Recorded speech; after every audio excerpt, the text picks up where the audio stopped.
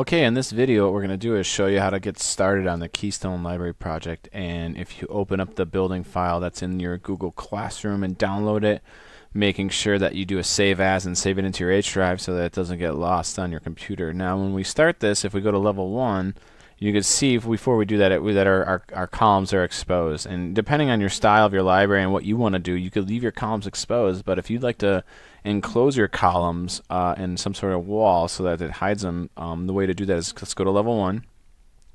And what we do is we go to the wall as we do usual, and there's actually a wall in there that you could use that's created. Lucky you, you don't have to make one, and it's this interior 4 7/8 partition wall. And if we were to look at this wall, it's just basically gypsum wallboard with a metal stud, and the inside this is perfectly fine. If you would like to create some sort of fancy wood layer or driftwood or something, for your hipster library, what you could do is you could go in here, you could create a new material. Let's just, call it driftwood.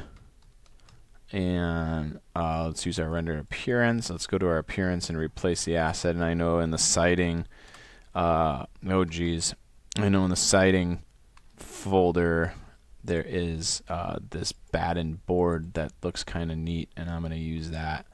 So I'm going to apply that.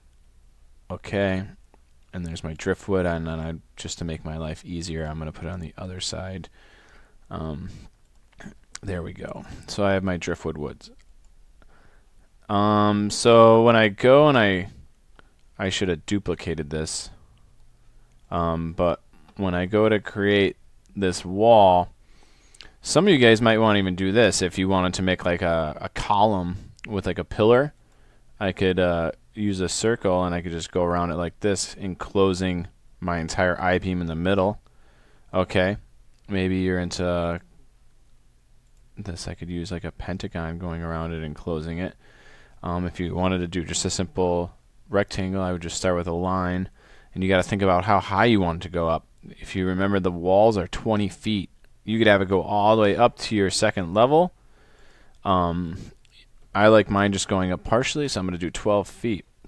And when I create this, I'm just going to make, I'm just going to use my column kind of footing as a guide. I'm going to go around, and there it is. And now what I could do is if I hold down Control, and I click all 4 of these sides, I could use the copy command, and I could go in, and I could just start copying these all around. This shouldn't take you very long. And when I do this one, it's going to give me a nastygram because my wall's overlapping it. I'll deal with that later. And then one last one here. I come all the way to my left. I forgot. Nastygram, ignore it. So we're going to click on one, right click, select all instances in project. That's going to select all those wall styles I created. I hit copy, and now I could really get nutty and copy these all relatively easy in that wall style I created. I knew I forgot one up here. I'm losing my edge. And let's come down, and now I got all my columns in there. Now what you would do is you'd go around and delete all these little extra walls that are overlapping, that it gave us those nastygrams with. I'm not going to do that because you'll figure that out. And when I look at my camera view, alright, that looks a little bit better, looks a little bit cleaner in my opinion, but whatever you want to do, it's your library, this is America, do whatever the hell you want. I did mine in a wood. You could just stick to the regular gypsum wallboard. You could make like a marble if you wanted to make a column. The world is your oyster, so do whatever the hell you want. But if I go back to level 1, now I could start coming in, and you should look at your sketch and think about where your other things are going to go. So maybe my bathrooms are going to be right here. So if I go wall and I use that wall that I created, I could start throwing my walls in there. Now it's good to use your walls to kind of hide your columns in, but you're not going to be able to completely hide them just because they're so thick that they're going to be protruding, no matter what you do, unless I were to make like, let's say, a double wall like this and have them coming off of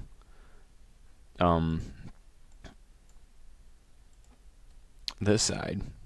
I have a little void in my wall. Maybe if I were making a bathroom, this would be a good plumbing wall to put my things in.